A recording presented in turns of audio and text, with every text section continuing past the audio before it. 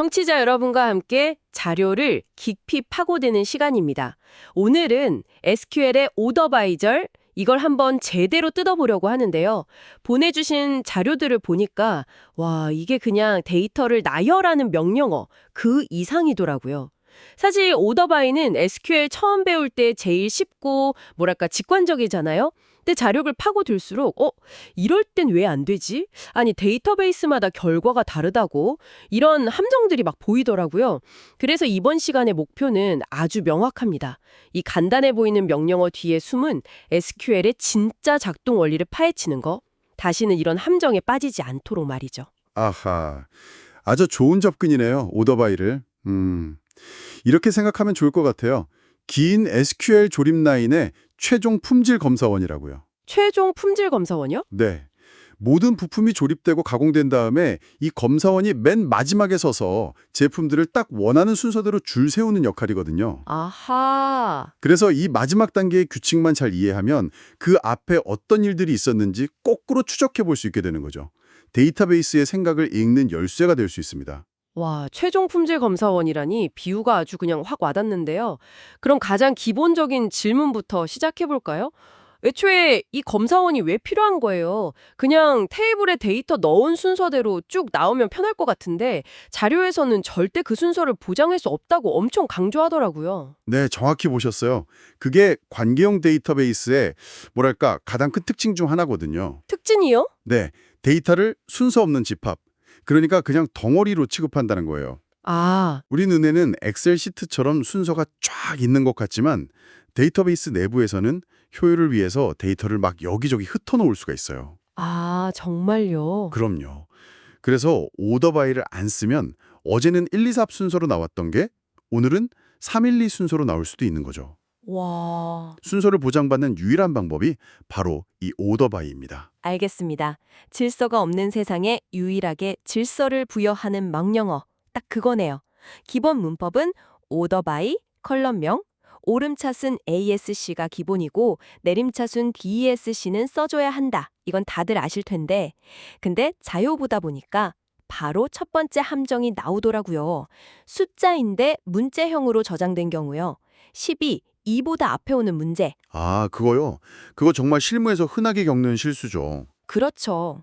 컴퓨터는 우리가 숫자 10이라고 생각하는 걸 문자형 컬럼에선 1이라는 글자랑 0이라는 글자의 조합으로 보거든요. 아하. 우리가 사전을 찾을 때 기억으로 시작하는 단어가 디귿보다 무조건 앞에 오는 것처럼 문자 정렬에서는 1로 시작하는 10이 2로 시작하는 2보다 앞에 와버리는 거죠. 맞아요. 그래서 자료의 예제 10번에서처럼 이럴 땐 order by to number, 컬럼명 이렇게 이거 숫자니까 숫자 규칙으로 정렬해줘 라고 똑똑하게 알려줘야만 합니다. 네, 첫 번째 함정부터 아주 현실적이네요. 근데 정렬 규칙이 꼬이는 게 이게 끝이 아니었어요. 자료에서 진짜 충격적이었던 건 없는 데이터, 즉 널 값을 다루는 방식이 데이터베이스마다 다르다는 거였어요. 이건 진짜 모르면 그냥 당하겠는데요? 대표적인 이식성 문제입니다. 똑같은 커리를 복사해서 붙여넣었는데 내 컴퓨터에선 잘 됐는데 왜 회사 서버에선 순서가 다르지? 이런 상황이 생기는 거죠. 아, 자료에 나온 걸 보면 오라클은 너를 거의 무한대처럼 가장 큰 값으로 취급해요. 가장 큰 값이요? 네, 그래서 오름차순 정렬하면 널 값들이 맨 뒤로 가버려요. 근데 SQL 서버나 MySQL 같은 다른 데이터베이스들은 반대예요. 너를 가장 작은 값으로 봐서 오름차순하면 맨 앞으로 오게 됩니다. 와, 잠깐만요. 그럼 똑같은 퀘리 하나가 전혀 다른 보고서를 만들 수도 있다는 거잖아요. 바로 그겁니다. 예를 들어 부서별 실적을 내림차순으로 정렬했는데 실적이 아직 없는 널값 부서가 어떤 시스템에서는 맨 위, 그러니까 1등처럼 보이고 네. 다른 시스템에서는 맨 아래에 표시될 수 있다? 이거 진짜 큰일 날 수 있겠는데요? 그렇죠. 그래서 자료에 나온 해결책이 정말 중요합니다. 오라클의 경우 order by commission pt dsc 널스 레스트처럼 널스 퍼스트 나 널스 레스트 옵션을 줄 수가 있어요. 아, 직접 지정하는 거군요. 네, 널의 위치를 그냥 명시적으로 고정해버리는 거죠. 시스템 마음대로 해가 아니라 내 의도는 너를 무조건 맨 뒤로 보내는 거야 라고 코드에 박아두는 겁니다. 이런 코드가 좋은 코드죠. 널이라는 복병을 처리하고 나니까 이제 좀 더 복잡한 정렬이 궁금해지는데요. 예를 들면 부서 번호 순으로 먼저 쫙 정렬했는데 같은 부서 안에서는 직원들 월급이 다 다르잖아요. 이럴 때 부서 안에서만 월급 높은 사람부터 나오게 하는 그런 2차 정렬은 어떻게 하나요? 아주 좋은 질문입니다. 그게 바로 다중 정렬의 핵심이에요. 방금 말씀하신 그 2차 정렬이라는 개념이 정확합니다. 아, 네. 오더바이절에다가 컬럼을 쉼표로 구분해서 여러 개 쓰면 그 순서가 그대로 우선순위가 돼요. 자료의 예제 8번처럼 오더바이 디파트먼트 아이디 ASC, 셀러리 DESC라고 쓰면요. 데이터베이스는 일단 모든 데이터를 디파트먼트 아이디로 먼저 줄을 세워요. 1차로요? 그렇죠. 그런 다음에 디파트먼트 아이디가 같은 사람들끼리 묶인 그 그룹 안에서만 다시 셀러리 DSC라는 두 번째 규칙을 적용해서 순서를 정하는 거죠. 아하, 그러니까 큰 그룹으로 먼저 묶고 그 그룹 안에서 다시 작은 그룹을 만드는 방식.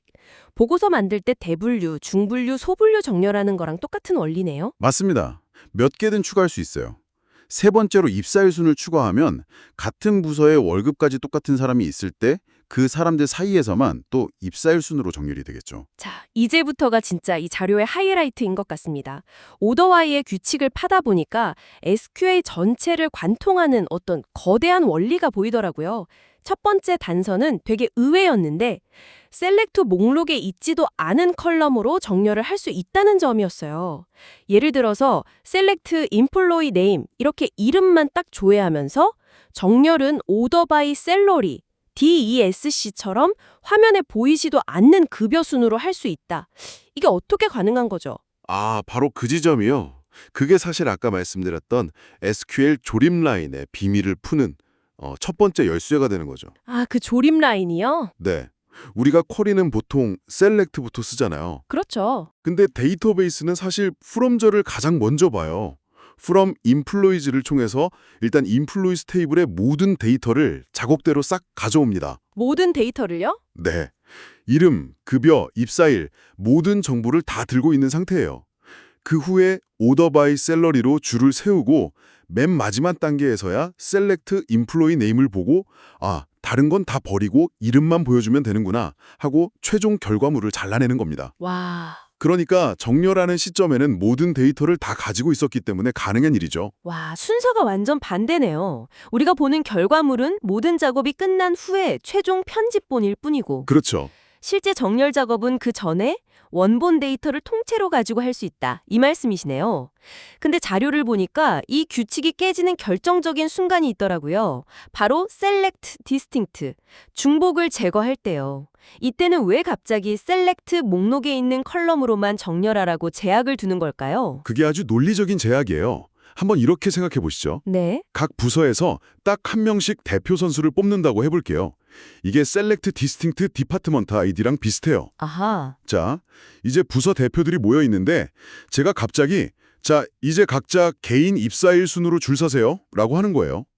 말이 안 되는데요? 그렇죠. 말이 안 되죠. 대표 선수면 남은 시점에서 개인 입사일이라는 정보는 이미 사라지고 대표 부서라는 정보만 남았잖아요. 디스팅틀은 최종 결과물 자체를 바꿔버리기 때문에 그 결과물에 없는 기준으로는 정렬할 수 없게 막아놓은 겁니다. 아, 비유를 들으니까 그냥 완벽하게 이해가 되네요. 최종 결과물에 없는 유령 데이터를 기준으로 줄을 세울 수는 없다. 그렇다면 그룹 바이를 쓸 때도 비슷한 제약이 적용되는 게 당연하겠네요.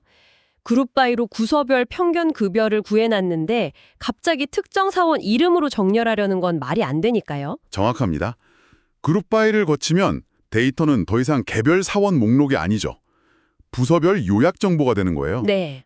따라서 정렬 기준도 그 요약 정보의 일부, 즉 그룹 바이에 쓴 컬럼이야 AVG 셀러리 같은 집계 함수만 쓸 수 있는 겁니다. 전부 최종 결과 집합에 존재하는 값으로만 정렬할 수 있다는 대원칙을 따르는 거예요. 좋습니다. 그럼 이제 마지막 퍼즐 조각을 맞춰보겠습니다.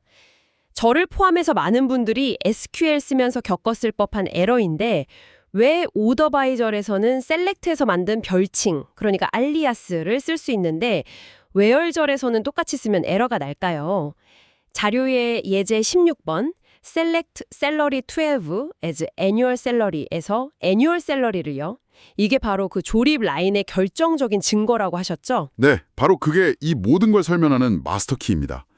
조립 라인의 순서를 다시 한번 그려볼게요. 대략 이런 순서예요. 네네. 첫째, from에서 모든 재료를 가져온다. 둘째, where에서 조건에 안 맞는 재료를 걸러낸다. 셋째, 그룹 바이로 재료들을 그룹별로 묶고. 넷째, select에서 필요한 재료만 고르고 as annual salary처럼 새 이름표를 붙입니다. 아, 이름표를 붙인다. 그리고 마지막 다섯 번째, 오더 바이에서 이름표까지 다 붙은 완성품들을 최종적으로 줄 세우는 거죠. 아, 자, 이제 보세요. 웨어절은 몇 번 단계에서 일하죠? 2번 단계요? 그렇죠. 아직 4번 단계인 셀렉트가 실행되기 한참 전이에요. 그러니 웨어 입장에서는 애뉴얼 셀러리라는 이름표가 뭔지 도저히 알 수가 없는 거죠. 아직 태어나지도 않은 이름이니까요. 와, 하지만 오더바이는 5번, 맨 마지막 단계에서 일하죠.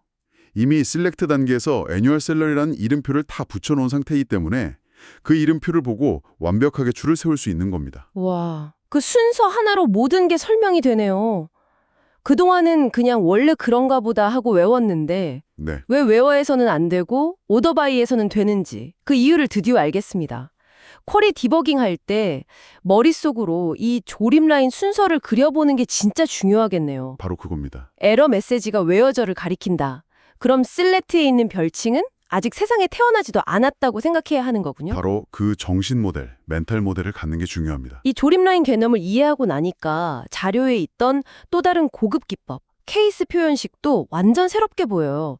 이건 그냥 정렬을 넘어서서 제가 원하는 규칙을 아예 만들어서 정렬하는 거잖아요. 그렇죠. 예제 23번처럼 영업부를 1순위, 개발부를 2순위, 나머지는 3순위로 정렬하고 싶을 때 케이스문으로 우선순위 번호를 매겨버리더라고요. 네, 그건 조립 라인의 마지막 단계에 있는 그 정렬 검사원에 대해 아주 특별한 맞춤형 정렬 매뉴얼을 쥐어주는 것과 같아요. 맞춤형 매뉴얼이요? 네, 오더바이 케이스 구문은 정렬을 위해서 눈에 보이지 않는 우선순위라는 임시 컬럼을 즉석에서 만들어서 그 값으로 정렬하는 것과 똑같습니다. 아, 단순한 크기나 사전 순서를 넘어서 우리 회사의 비즈니스 중요도 같은 논리를 정렬 기준에 직접 녹여내는 거죠. 실무에서 특정 데이터를 보고서 상단에 강조하고 싶을 때 정말 강력한 무기가 됩니다. 이야, 그야말로 정렬 로직을 제가 직접 코딩하는 거네요. 테이블에 있지도 않은 중요도라는 기준으로 데이터를 재배치할 수 있다니 이건 진짜 활용도가 무궁무진하겠습니다. 그쵸? 정렬의 끝판왕 같은 기능입니다. 자, 그럼 정리를 한번 해보겠습니다. 오더바이라는 간단한 명령어에서 시작해서 네, 널값 처리의 함정, 다중정렬의 원리를 거쳐서 마침내 디스팅트, 별칭 사용 규칙 뒤에 숨어있던 SQL의 논리적 실행 순서라는 거대한 그림을 발견했습니다. 오더바이는 정말 데이터베이스가 어떻게 생각하고 일하는지를 보여주는 훌륭한 창문이었네요. 오늘 청취자 여러분이 꼭 기억하셨으면 하는 핵심은 이것입니다. SQL 문법 하나하나를 따로 외우기보다는 데이터가 어떤 과정을 거쳐 최종 결과로 만들어지는가라는 전체적인 흐름, 즉 그 조립 라인을 이해하는 게 훨씬 중요하다는 겁니다. 네. 왜 어떤 건 되고 어떤 건 안 되는지, 그 규칙들이 왜 그렇게 만들어졌는지 알게 되면 훨씬 더 견고하고 예측 가능한 쿼리를 짤 수 있게 돼요. 그게 바로 어쩌다 작동하는 쿼리와 어떤 상황에서도 정확한 쿼리를 가르는 결정적인 차이가 되죠. 마지막으로 청취자 여러분께 좀 생각해 볼 만한 질문을 하나 던져드리면서 마무리를 해볼까 합니다. 네, 오늘 저희가 이 조립 라인의 논리적인 순서에 되게 집중했잖아요. 그렇죠. 네, 현실에선 속도도 무시 못하니까요. 자료에서도 오더바이가 대용량 데이터에서 성능 저하의 주된 원인이 될 수 있다고 암시하거든요. 네, 맞습니다. 수천만 건의 데이터를 마지막에 정렬하는 건 데이터베이스에게 엄청난 부담일 테니까요. 하지만 때로는 정렬하려는 컬럼에 인덱스라는 미리 만들어둔 정렬표가 있다면 이 무거운 정렬 작업을 건너뛰고 그냥 순서대로 데이터를 가져올 수도 있습니다. 앞으로 오더바이를 쓰실 때 한번 생각해 보세요. 나는 지금 단순히 정렬된 목록을 요청하는 걸까? 아니면 데이터베이스에게 보이지 않는 엄청난 마라톤을 시키고 있는 걸까?